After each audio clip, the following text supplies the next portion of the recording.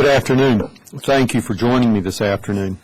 I wanted to take this opportunity simply to update you on the ongoing investigation associated with the occurrence of a significant number of illnesses in children associated with the Sunnyside Child Care Center that occurred yesterday. Beginning at about 3 o'clock yesterday afternoon, children from the two Sunnyside Child Care Centers began presenting at emergency rooms here in Montgomery. A total of 86 children presented to emergency departments in Montgomery. Of those, 30 were hospitalized, about 35% of those who became ill. As of now, 1 remains hospitalized.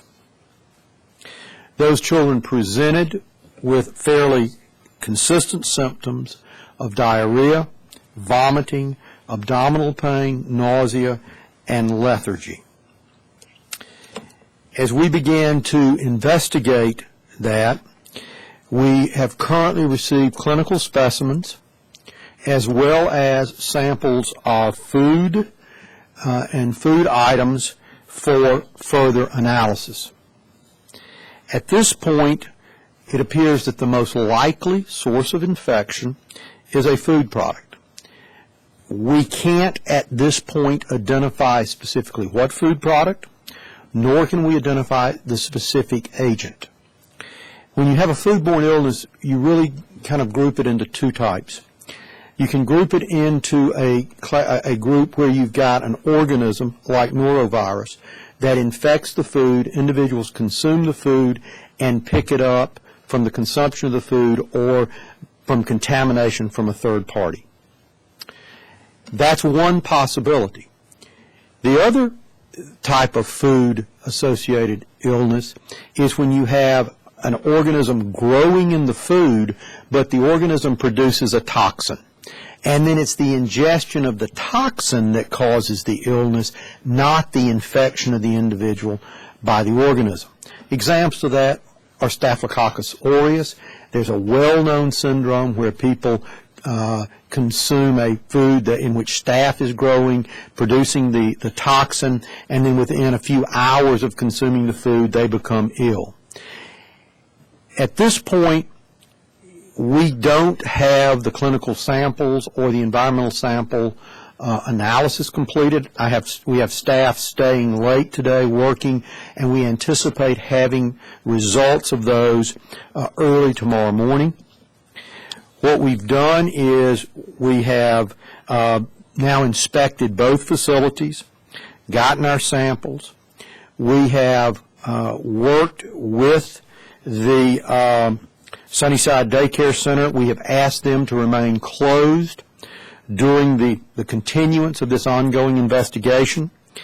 The South Court site prepares food for the Norman Bridge site, so they have a kitchen. Earlier today, I issued an order closing the kitchen while we continue the ongoing investigation. Because at this point, we're not able to differentiate whether this represents an illness in which person-to-person transmission might be possible from a preformed toxin where you don't have to worry about that. We want to remind parents, if your child was going to the Sunnyside Child Care Center, please do not take them to another child care center until they have been free of fever for 24 hours without an antipyretic and free of vomiting or diarrhea for 24 hours. And let me encourage other child care centers in the city.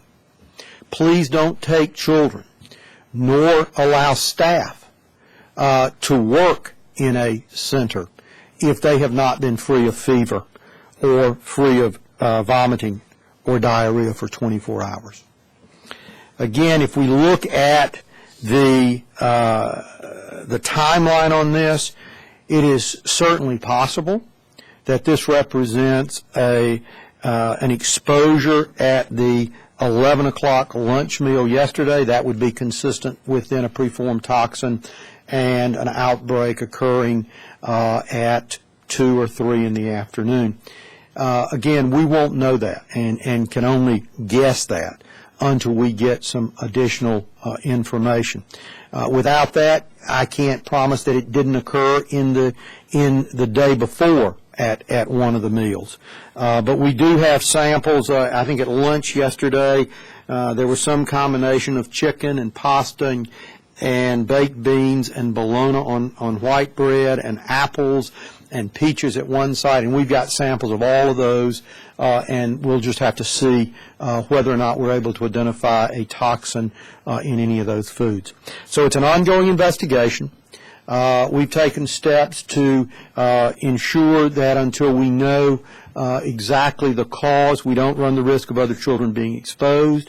We're encouraging parents to please not take children who may have been ill in the last 24 hours to another daycare center, and we're encouraging daycare centers, please don't take children who may have been ill within the preceding 24 hours, and please don't allow workers who are ill to continue to work at a child care center. So with that, let me stop, and I'll be glad to answer questions.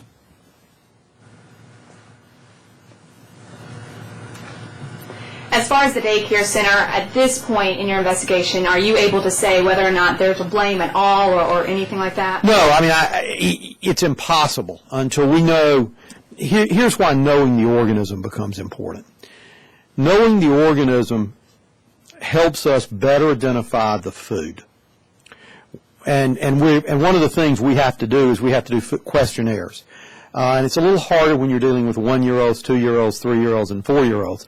But you've got to do a food questionnaire. You've got to try to figure out what the children who ate, what the children who became ill ate, and compare that with what the children who didn't become ill ate. If you're lucky, you identify a toxin in one of the food products. That helps you along, and then you can cross-validate that. The key is finding the organism or the toxin, finding the food most associated with it, and then what you want to figure out is, okay, I found the food, I found the toxin, how did that food become contaminated? In some cases, it can be something that happened at the center.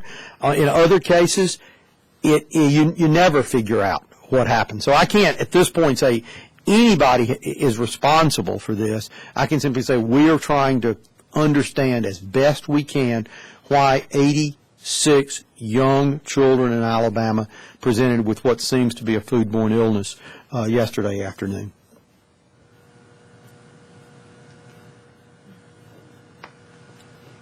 Can you tell us how that one child is doing that's still in the hospital? My understanding is that he's doing well, and that their expectation is that he'll be released relatively shortly. And let me take a moment to commend Baptist South, Baptist East, and Jackson, especially Baptist South. They were suddenly overwhelmed with 69 children who presented to their ER. 26 of them they hospitalized. So they really bore the brunt of this, but they did a remarkable job of organizing it, getting samples for us, making themselves available for our staff to work with over the last, now I guess 24 hours, as we've tried to understand this.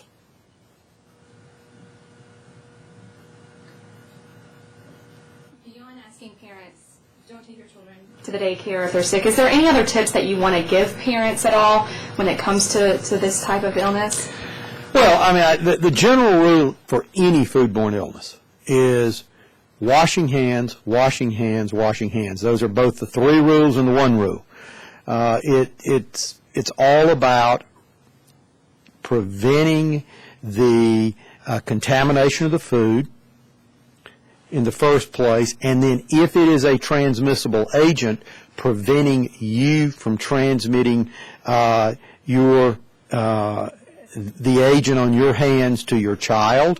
And then if the child gets it, it's about preventing the child transmitting it back to you or transmitting it to some of their colleagues in daycare or in other group settings. So it really does come down to hand hygiene, number 1. Number 2, without knowing anything about about what caused this. Another always important rule is keeping foods that are supposed to be cold, cold. Keeping foods that are supposed to be hot, hot. I mean, we would, while this is an unusual outbreak in Montgomery, let me assure you, it is not at all unusual for us to be working a foodborne outbreak. Dr. McIntyre and her staff work dozens of them every year, and they're often derived from well-meaning events. They're church socials, and we'll end up with 35, 40, 50, 100 people ill. So it's all about keeping food at temperature and hand hygiene.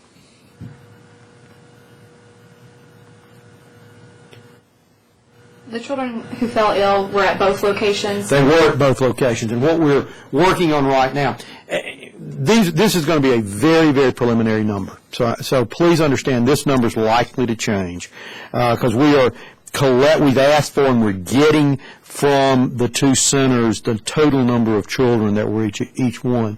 Based on the data we have right now, and that's all that I've got, is we've got about 323 children who were at the two sites, and again, about 86 of the 323, or about 27%, appear to have gotten ill.